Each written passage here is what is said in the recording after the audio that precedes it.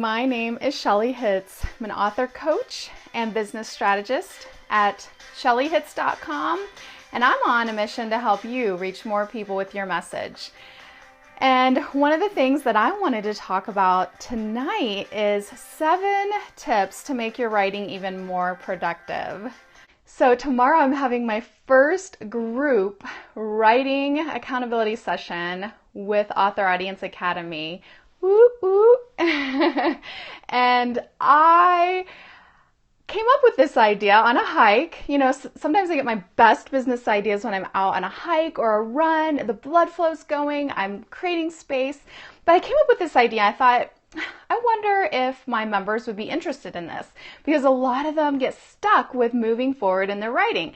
And I thought, you know, this could be kind of fun. It would be accountability. We'd all be getting together for this time to write. And so I asked them, and they were like, yes, you know, we really would be interested in this. So we're going to try it for the first time tomorrow. I'll let you know how that goes. So I want to share with you these 7 tips on making your writing more productive. Tip number 1 is to schedule a time to write. This is just basic. You want to schedule a time, just like you would schedule a doctor's appointment, just like you would schedule meeting your friend for coffee. You want to have it on your calendar, a block of time. It can be 1 hour, it can be 2 hours, it can be an afternoon, it can be an entire weekend. Whatever works best for you, schedule a time. Put it on your schedule and don't let anything block it out. So that's tip number 1. And for the Author Audience Academy members, I scheduled a time tomorrow for 2 hours that we're going to all meet together and write. We're going to just write and get some writing done. So the second tip is to set a goal. So it doesn't have to mean that you set this big goal. Sometimes you simply want to write a blog post, or you need to write an email in your autoresponder series. It doesn't even mean that you need to be working on a book. You could be writing a video script for a video that you're working on. But when you're working on a book, I do recommend, when you set aside these times, to set a goal. What is a goal that is doable for you? And if this is your first time really doing this, setting aside a specific time in writing, you may not know. So you may want to, you know, just set a goal and then see where you're at. And that way you'll know better for next time. So you might say, I want to get 1 chapter in my book done, or I want to get this 1 section in that chapter written, or I want to write the introduction to my book, or I want to, whatever, fill in the blank. I want to write 1,000 words. You know, you can make it very specific, or you can make it more like project oriented. I want to get this blog post done, or I want to get this chapter done, or I want to get this amount of words done. But set a goal, set something for yourself to work towards. So that is the second tip. The third tip is, once you are ready to write, so those of you that are Author Audience Academy members that may be joining me tomorrow, you know, when we meet together, or if you're going on, you know, just setting this a writing date or a writing time for yourself, before you go, make sure to have everything ready. Because you know what happens? You sit down to write and then you think, oh, I'm thirsty. I need to go get my water. Or, oh, I'm kind of feeling hungry. I'm going to go get a snack. Or, oh, I don't have my notebook or my pen. Or I don't have those notes, those research notes that I meant. And then you go digging for those. And then you get disrupted. What I want this time to be for you is uninterrupted writing time. You're not editing. You're not, you know, having interruptions. You're just writing. Did you hear that? You're just writing, no editing, no going back and figuring out, no looking up things at this time. I just want you to write. Yes. Gwen says, distractions kill your productivity, and it's so true. So these were some of the things that I had, and you can chime in if you're here live on anything that I might have missed. So these are the things you want to have ready. Any notes that you have, a pen and paper handy. Earphones, if you want to use music. Some people prefer music, or maybe they're noise canceling earphones. Music or background noise. There is a website called simplynoise.com, and I just went to it, and I'm not really one for like the white noise, but then they also have one that's rain. It's rain.simplynoise.com. You can play that in the background, whatever helps you. So you can, use that, have a few snacks ready, because if you're going to be there for a few hours, you're definitely going to want to have something to munch on at some point in time. Have a glass of water or your bottle of water. I have my bottled water that I take with me everywhere. And then dress in comfortable clothes. If you're fidgeting and you're like uncomfortable, then that's going to distract you as well. The fourth tip is to start with an outline. When you start with an outline, you're going to not have writer's block, because once you have that outline and okay, these are the things that I'm going to write about, it makes it so much easier. I know there are some people that really resist outlines, but even for those of you that are not super hyper like organized, and normally you don't like to-do lists or lists of any kind or outlines of any kind, you're just super creative and super just right-brained, I still recommend an outline for you. And this is why. When you start with an outline and you take time just to outline, it doesn't have to be a complete outline for everything. So say you're going to work on one chapter tomorrow, or you're going to work on one blog post tomorrow.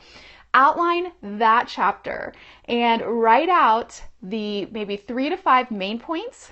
And then underneath those main points, write out maybe the 3 subpoints. And you can get as detailed as you want, but at least have a basic outline, because that way when you sit down to write, you're not looking at a blank screen. You have the bullet points of what you can write about next. If you need help with this, I do go through this in my webinar. You can go to shellyhitz.com/live webinar.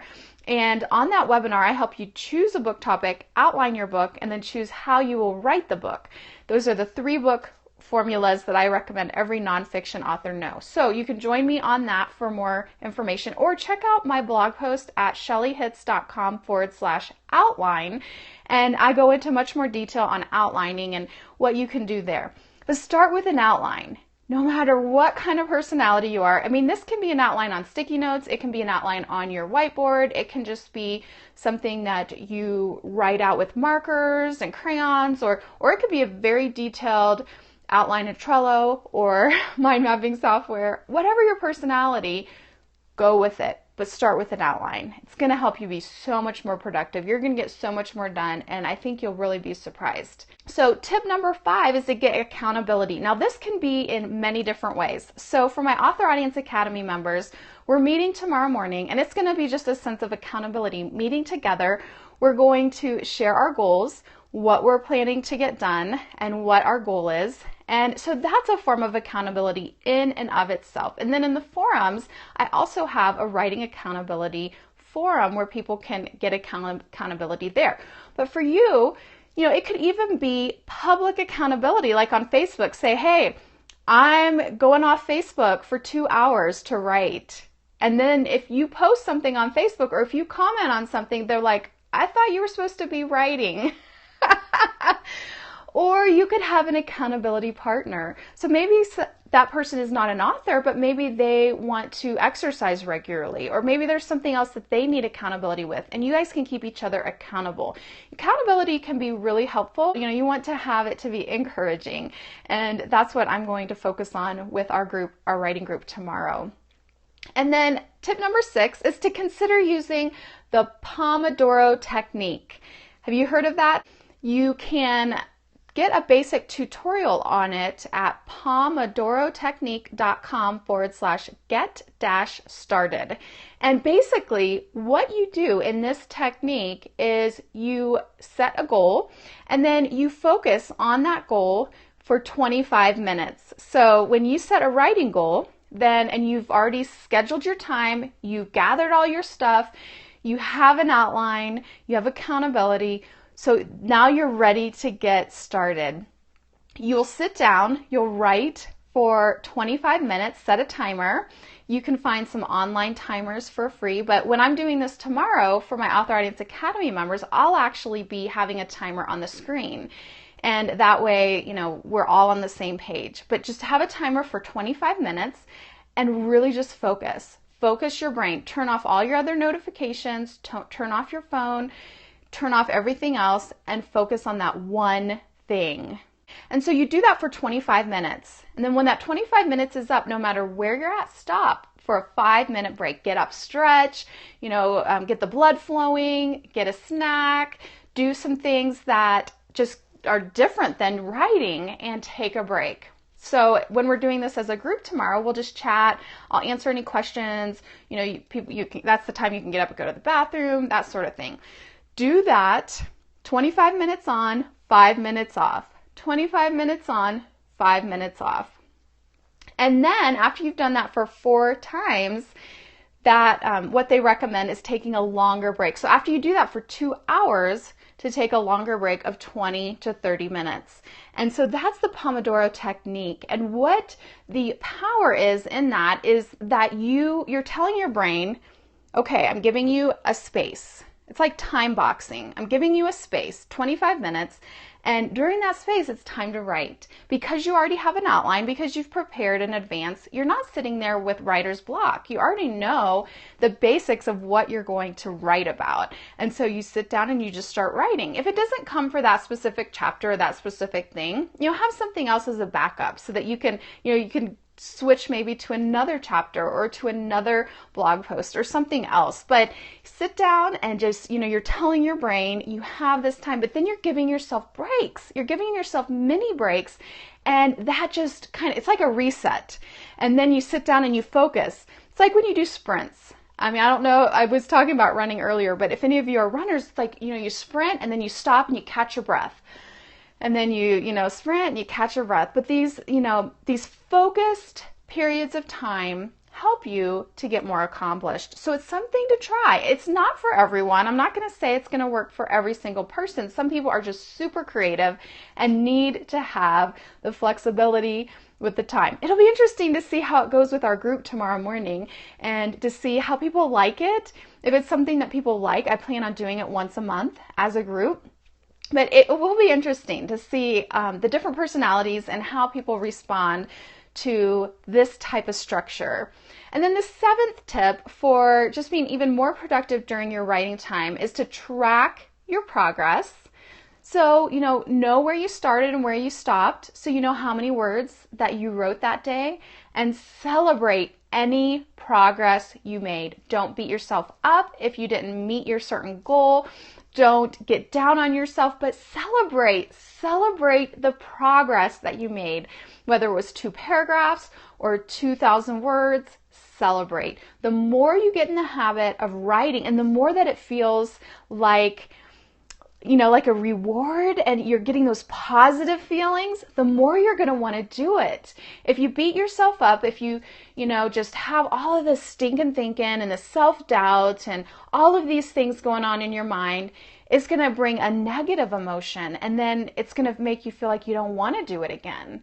But if you celebrate and maybe even have a small reward for yourself, dark chocolate maybe, or a fancy coffee, maybe like a latte, or maybe there's something little that you can reward yourself with at the end of the 2 hours, the end of the afternoon, or the end of the weekend after you've finished. But do it, track your progress, and then celebrate, because that is going to give you those positive feelings and going to help you end on a positive note. And the most important thing to getting your message to more people is to get it out of your head and onto paper. That is a critical step. So during this time, again, don't edit it, don't go back, don't let these distractions come in. Just write. The editing will come later. The proofreading will come later. The deeper research will come later for exactly, the exact percentage or the URL for something or whatever. But just make this time be about writing. Well, I am so thankful that I have people in my life that encourage and support me to continue to take the next step. And I am now encouraging and supporting you to take the next step in what you need to do and in your writing. So take these 7 tips, apply them, and then let me know how it goes. Tweet me at Shelly Hits. I'd love to hear how you're doing with this and how it's working for you.